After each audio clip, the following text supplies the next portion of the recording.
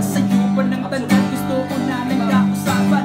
Di na ko pakilat sa iyong sa kalibutan. Sa aking pagkaunod, galit ko niyang ikawiran. Ibalik niya tanan ko kung di ko nagkausapan. Nagkahinumdum ko na di Diyos ko niyabiyaan. Pilipas 1-6 maupan na ang imantanan.